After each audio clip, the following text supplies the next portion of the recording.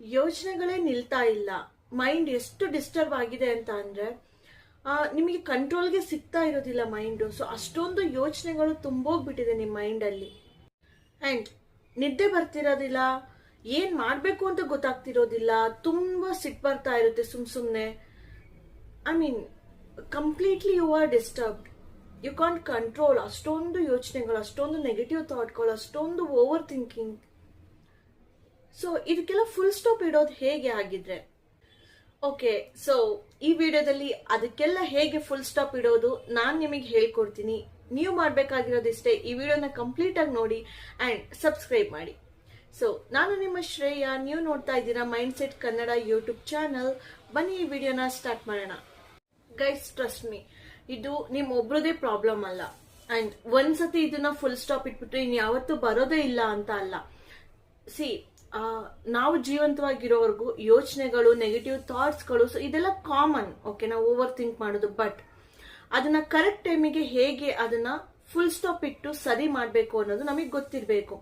ಬಂದಾಗ ಅದನ್ನ ಅವಾಯ್ಡ್ ಮಾಡಬೇಕು. ಅವಾಯ್ಡ್ ಇನ್ ದ ಸೆನ್ಸ್, ಅದು ಬೇಡ ಅಂತ ಅಂದ್ಬಿಟ್ಟು ಅದನ್ನ ತುಂಬಾ ದೂರ ತಳ್ಳೋದಕ್ಕೆ ಹೋದ್ರೆ ಅದು ಬರ್ತಾನೆ ಇರ್ತದೆ. It keeps coming. ಓಕೆನಾ? ಸೊ ಅದರಿಂದ ಗಮನನ ನಾವು ಬೇರೆ ಕಡೆಗೆ ಹೇಗೆ ತಗೊಂಡು ಹೋಗ್ಬೇಕು. ಓಕೆನಾ?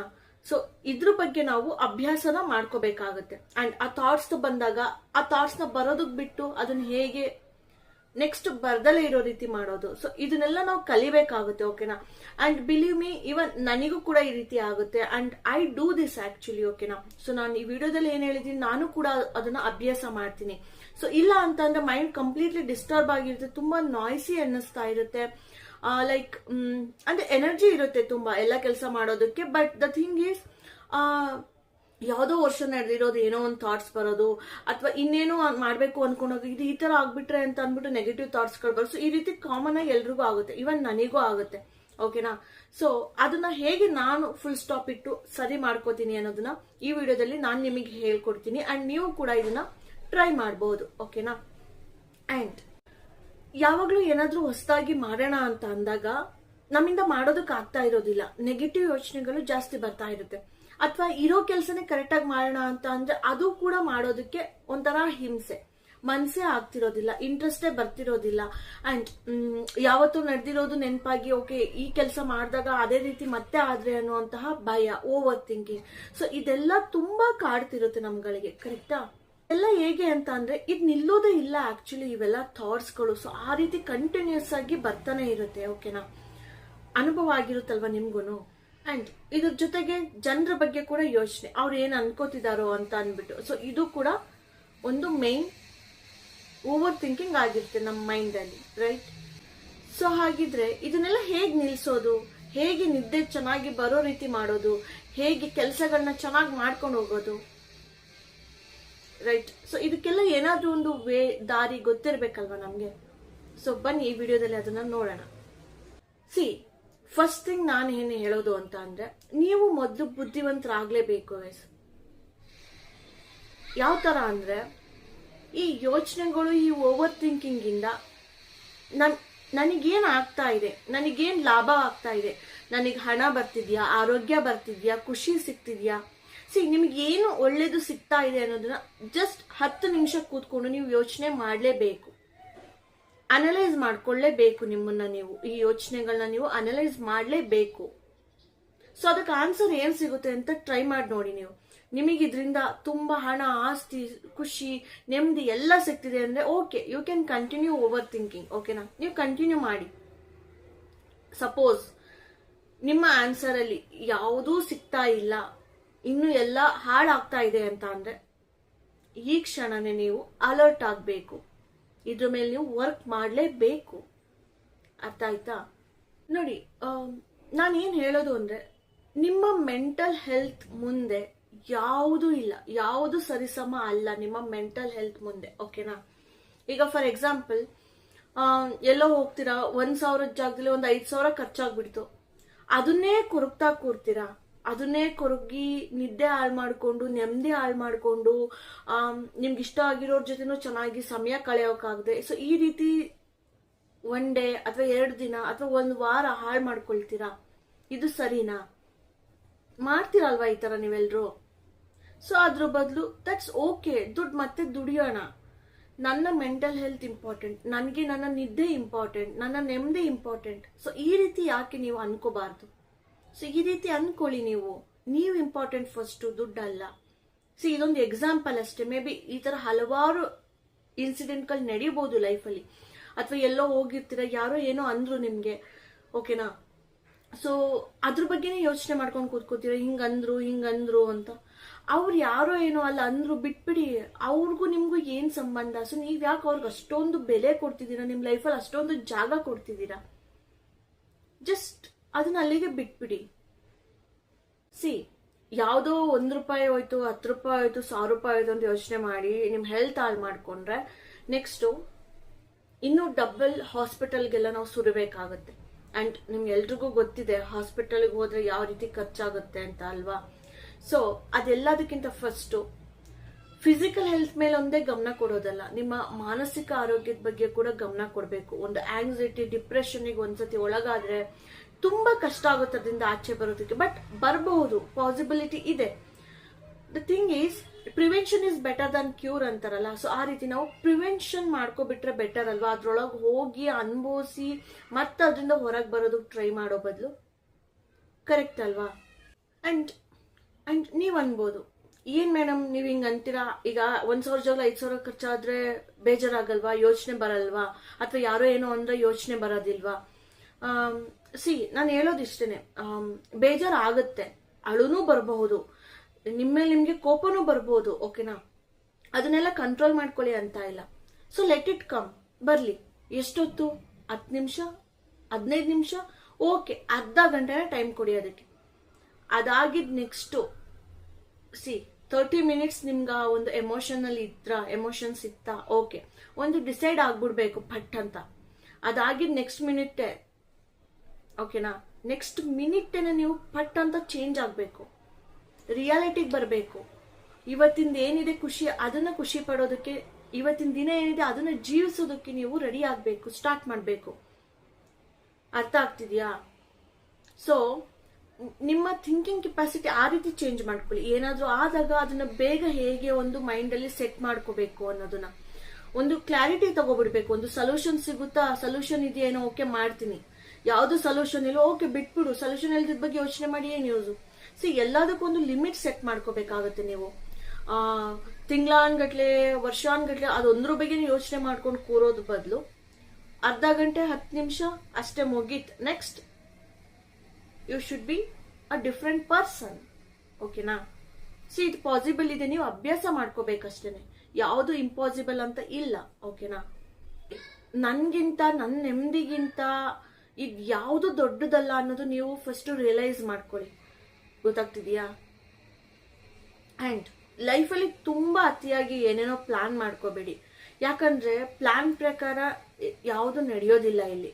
ಮೇ ಬಿ ಕೆಲವೊಂದು ಆಗ್ಬೋದು, ಆದ್ರೆ ಪ್ಲಾನ್ ಪ್ರಕಾರ ಆಗಿದೆ ಅನ್ಕೋಬೇಡಿ. ಅದು ಆ ರೀತಿ ಆಗ್ಬೇಕಿತ್ತು, ಆಗಿರುತ್ತೆ ಅದಕ್ಕೋಸ್ಕರ, ಓಕೆನಾ? ಸೊ ಹಾಗಂತ ಪ್ರತಿ ಸಲ ನೀವು ಏನೋ ಒಂದು ಪ್ಲಾನ್ ಮಾಡಿ ಇಟ್ಕೊಂಡು ಕೊನೆಗೆ ಅದು ಆಗ್ದಲೇ ಇದ್ದಾಗ, ಸೊ ಅದರಿಂದನೇ ನೀವು ಮನಸ್ಸನ್ನ ಹಾಳು ಮಾಡ್ಕೊಳ್ಳೋ ಬದಲು ಪ್ಲಾನ್ ಮಾಡ್ಕೊಳ್ಳಿ. ಬಟ್ ದ ಥಿಂಗ್ ಈಸ್ ಅದೇ ರೀತಿ ಆಗುತ್ತೆ, ಅದೇ ರೀತಿ ಆಗ್ಬೇಕು ಅಂತ ಕಂಪ್ಲೀಟ್ ಆಗಿ ಅದ್ರ ಮೇಲೆ ಡಿಪೆಂಡ್ ಆಗಬೇಡಿ. ಪ್ಲಾನ್ ಪ್ರಕಾರ ಆಯ್ತಾ, fine. If not, okay, may be ನನ್ನ ಪ್ಲಾನ್ ಕರೆಕ್ಟ್ ಆಗಿರ್ಲಿಲ್ಲ, ನೆಕ್ಸ್ಟ್ ಸರಿಯಾಗಿ ಮಾಡಬೇಕು. ಸೊ ಈ ರೀತಿ ಡಿಸೈಡ್ ಮಾಡ್ಕೊಳ್ಳಿ ಅಷ್ಟೇನೆ, ಓಕೆನಾ? ಸೊ ಲೈಫ್ನ ಹೇಗ್ ಬರುತ್ತೆ ಅದೇ ರೀತಿ ತಗೊಳ್ತಾ ಹೋಗಿ. ಅರ್ಥ ಆಯ್ತಾ?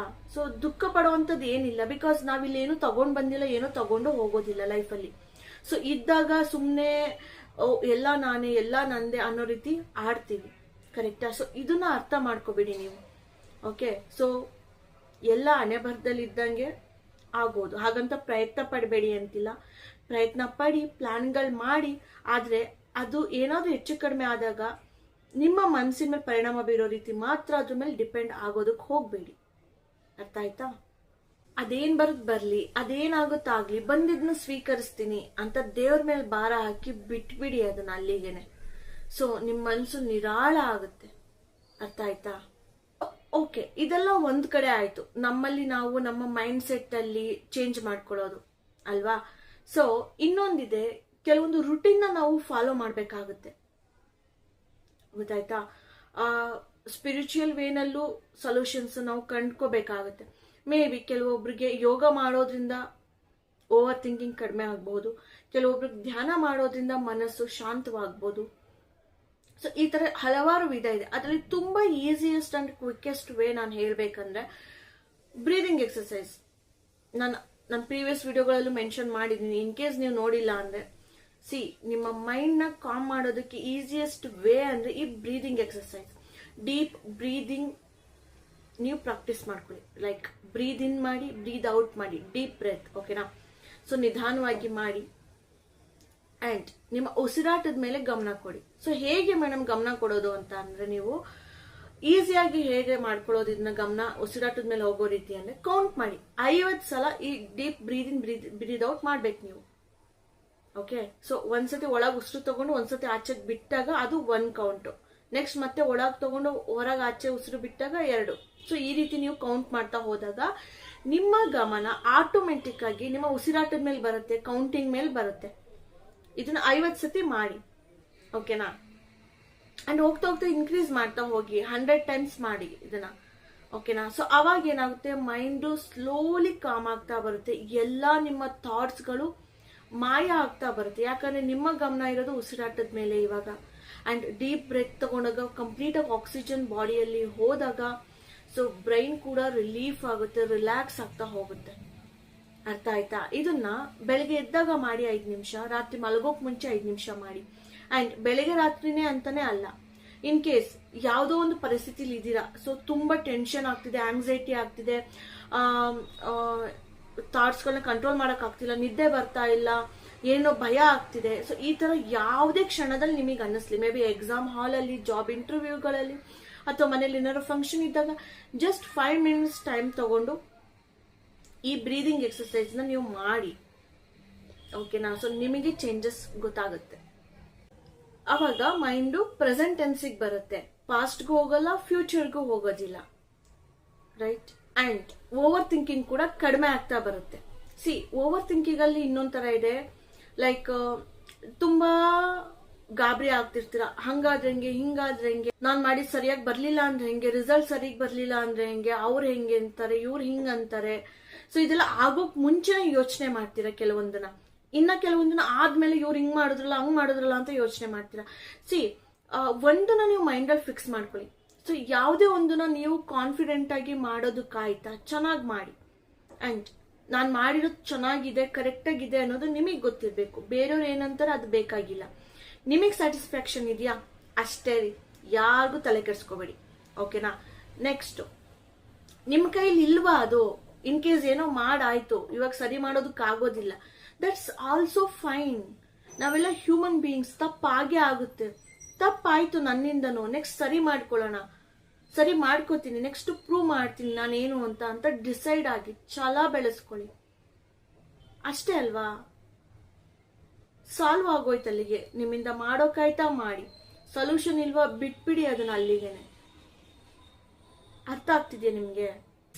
ಹಬ್ಬಬ್ಬ ಅಂದ್ರೆ ಏನಾಗ್ಬಿಡ್ಬೋದು, ಯಾರಾದ್ರೂ ನಿಮಗ್ ಬೈಬೋದು, ಮೇ ಬಿ ಕೆಲಸದಿಂದ ತೆಗಿಬೋದು, ಅಥವಾ ಯಾವ್ದೋ ಕೆಲಸಕ್ಕೆ ಕಡಿಮೆ ದುಡ್ಡು ಕೊಡ್ಬೋದು. ಇದೆಲ್ಲ ಒಂದು ಮ್ಯಾಟರಾ ನಿಮ್ಮ ಮಾನಸಿಕ ಆರೋಗ್ಯದ ಮುಂದೆ? ಇದೆಲ್ಲ ಒಂದು ಮ್ಯಾಟರಾ? ಜಸ್ಟ್ ಥಿಂಕ್ ಮಾಡಿ ನೀವು, ಇದೆಲ್ಲ ಒಂದು ಮ್ಯಾಟರಾ? ಸೊ ನೀವು ಮಾನಸಿಕ ಆರೋಗ್ಯನ ಹಾಳು ಮಾಡ್ಕೊಂಡು ನೆಕ್ಸ್ಟ್ ಏನೇನೋ ಯೋಚನೆ ಮಾಡ್ಕೊಂಡು ಡಿಪ್ರೆಷನ್ಗೆ ಹೋಗಿ ಮೂಲೆಯಲ್ಲಿ ಕೂತ್ಕೊಂಡಾಗ ಇಷ್ಟು ಆಗೋದಿಲ್ವಲ್ಲ ಮಾಡೋದಕ್ಕೆ ಕೆಲಸ. ಅವಾಗ ಏನ್ ಮಾಡ್ತೀರಾ? ಸೊ ಅದ್ರ ಬದಲು ಇದು ಬೆಟರ್ ಅಲ್ವಾ? ಓಕೆ, ಯಾರೋ ಬೈದ್ರ ಬೈಲಿ, ನೆಕ್ಸ್ಟ್ ಪ್ರೂವ್ ಮಾಡ್ತೀನಿ ಅಥವಾ ಕಲ್ತ್ಕೋತೀನಿ ಏನು ಅಂತ ತಪ್ಪಾಗಿರೋದು. ಕೆಲಸದಿಂದ ತೆಗೆದ ಓಕೆ, ಸಾವಿರಾರು ಕೆಲಸ ಇದೆ, ಬೇರೆದಕ್ಕೆ ಸೇರ್ತೀನಿ. ಅದು ಇಲ್ಲ, ದುಡ್ಡು ಕಡಿಮೆ ಕೊಟ್ರ ದಟ್ಸ್ ಓಕೆ ಅಲ್ವಾ? ಇವತ್ತು ಸರಿ ಮಾಡಿ ಕಲ್ತ್ಕೊಂಡ್ರೆ, ಇವತ್ತು 100 ರೂಪಾಯಿ ಕೊಟ್ಟಿದ್ರೆ ನೆಕ್ಸ್ಟ್ 1,000 ರೂಪಾಯಿ ಹೇಗೆ ತಗೊಳ್ಳೋದು ಅನ್ನೋದು ನಿಮ್ಗೆ ತಿಳ್ಕೊಳ್ಳೋದಕ್ಕೆ ಸಾಧ್ಯ. ಅಂಡ್ ಟೈಮ್ ತಗೊಳ್ಳೋದಕ್ಕೆ ಎಲ್ಲದಕ್ಕೂ ಟೈಮ್ ತಗೊಳುತ್ತೆ. ಸೊ ನೀವು ಸ್ವಲ್ಪ ವೆಯ್ಟ್ ಮಾಡ್ಬೇಕಷ್ಟೇನೆ, ತಾಳ್ಮೆ ಇರ್ಬೇಕಷ್ಟೇನೆ. ಪ್ರತಿಯೊಂದನ್ನು ಸಂಪಾದಿಸಬಹುದು, ರೈಟ್? ಬಟ್ ಮೆಂಟಲ್ ಹೆಲ್ತ್ ನ ಒಂದ್ಸತಿ ಕಳ್ಕೊಂಡ್ರೆ ತುಂಬಾ ಕಷ್ಟ ಆಗುತ್ತೆ ಅದನ್ನ ಮತ್ತೆ ಟ್ರ್ಯಾಕಿಗೆ ತರೋದು. ಓಕೆ, ಸೊ ಆದಷ್ಟು ಮೈಂಡ್ ನ ಕಾಮ್ ಆಗಿ ಇಟ್ಕೊಳ್ಳೋದಕ್ಕೆ ಟ್ರೈ ಮಾಡಿ. ದ್ವೇಷ, ಅಸೂಯೆ ಅವೆಲ್ಲ ಬೇಡ. ಬಿಟ್ಬಿಡಿ ಅವ್ರ ಪಾಡಿಗೆ ಅವ್ರನ್ನ. ನಿಮ್ದೇನಿದೆ ಲೈಫಲ್ಲಿ ಅದನ್ನ ಮಾಡ್ಕೊಳ್ತಾ ಹೋಗಿ, ಆಯ್ತಾ? ಸೊ ಅವ್ರ ಟೈಮ್ ಬಂದಾಗ ಅವ್ರ ಕಷ್ಟಗಳನ್ನ ಅವ್ರು ಅನುಭವಿಸ್ತಾರೆ. ನಿಮ್ಮ ಟೈಮ್ ಸರಿಯಾದಾಗ ನೀವು ಖುಷಿಯಾಗಿರೋ ಟೈಮ್ ಬರುತ್ತೆ, ರೈಟ್? ಲೈಫಲ್ಲಿ ಎಲ್ಲಾನು ಆದಷ್ಟು ಪಾಸಿಟಿವ್ ತಗೊಳಕ್ಕೆ ಟ್ರೈ ಮಾಡಿ. ಸೊ ಕೊರಗ್ತಾ ಕೂತ್ರೆ ಒಂದ್ ಸ್ಟೆಪ್ ಕೂಡ ಮುಂದೆ ಹೋಗೋದಕ್ಕಾಗೋದಿಲ್ಲ. ಸೊ ಅದನ್ನೆಲ್ಲ ಬಿಟ್ಟು ಆರಾಮಾಗಿ ಜೀವನ ನಡೆಸೋದನ್ನ ರೂಢಿ ಮಾಡ್ಕೊಳ್ಳಿ. ಅರ್ಥ ಆಗ್ತಿದ್ಯಾ? ಓಕೆ ಗೈಸ್, ಕೊನೆಯದಾಗಿ ಹೇಳ್ಬೇಕಂದ್ರೆ ಇವತ್ತೇ ಡಿಸೈಡ್ ಆಗಿ ಈ ಬ್ರೀದಿಂಗ್ ಎಕ್ಸರ್ಸೈಸ್ ನಾನು ಮಾಡ್ತೀನಿ ಅಂತ, ಅಂಡ್ ಮಾಡಿ ಕೂಡ, ಓಕೆನಾ? ಅಂಡ್ 1 ವೀಕ್ ಟ್ರೈ ಮಾಡಿ, ಅಥವಾ 1 ಡೇ 2 ಡೇಸ್ ಟ್ರೈ ಮಾಡಿ. ಅಂಡ್ ಪ್ಲೀಸ್ ನನಗೆ ಕಾಮೆಂಟ್ ಮೂಲಕ ಹೇಳಿ ನಿಮ್ಗೆ ಏನ್ ಅನ್ನಿಸ್ತು, ಚೇಂಜಸ್ ಆಗಿದೆ ಅಲ್ವಾ ಅನ್ನೋದನ್ನು ನನಗೆ ತಿಳಿಸ್ಕೊಡಿ, ಓಕೆನಾ? ಸೊ ಓಕೆ ಗೈಸ್, ಸೊ ಈ ವಿಡಿಯೋ ನಿಮ್ಮ ಲೈಫಲ್ಲಿ ವ್ಯಾಲ್ಯೂನ ಆ್ಯಡ್ ಮಾಡ್ತು ಅಂತ ಅನ್ಕೊಂಡಿದ್ದೀನಿ. ಅಂಡ್ ಇವತ್ತಿಗೆ ಈ ವಿಡಿಯೋನ ಮುಗಿಸ್ತಾ ಇದ್ದೀನಿ. ನಾನು ನಿಮ್ಮ ಶ್ರೇಯಾ, ನೀವು ನೋಡ್ತಾ ಇದ್ದೀರಾ mind set Kannada YouTube channel. Subscribe ಮಾಡಿ ಅಂಡ್ ಜಾಸ್ತಿ ಸಪೋರ್ಟ್ ಮಾಡಿ. ಅಂಡ್ ಪ್ರಾಡಕ್ಟ್ಸ್ನ ಟ್ಯಾಗ್ ಮಾಡಿದ್ದೀನಿ, ಬೈ ಮಾಡಿ. ಅಂಡ್ ಹೈಪ್ ಆಪ್ಷನ್ ಇದೆ, ಕಾಮೆಂಟ್ ಸೆಕ್ಷನ್ ಅಲ್ಲಿ ಲೆಫ್ಟಿಗೆ ಸ್ವೈಪ್ ಮಾಡಿ, ಹೈಪ್ ಬರುತ್ತೆ. ಸೊ ಹೈಪ್ ಕೊಡಿ, ಹಾಗೆ ಲೈಕ್ ಮಾಡಿ, ಶೇರ್ ಮಾಡಿ, ಸಬ್ಸ್ಕ್ರೈಬ್ ಮಾಡಿ, ಕಮೆಂಟ್ ಮಾಡಿ ಅಂಡ್ ಜಾಸ್ತಿ ಸಪೋರ್ಟ್ ಕೊಡ್ತಾ ಹೋಗಿ ಗೈಸ್, ಓಕೆನಾ? And yeah, that's it from my end. So next ವಿಡಿಯೋದಲ್ಲಿ ಮತ್ತೆ ಸಿಗ್ತೀನಿ. ಅಲ್ಲಿವರೆಗೂ ಟೇಕ್ ಕೇರ್.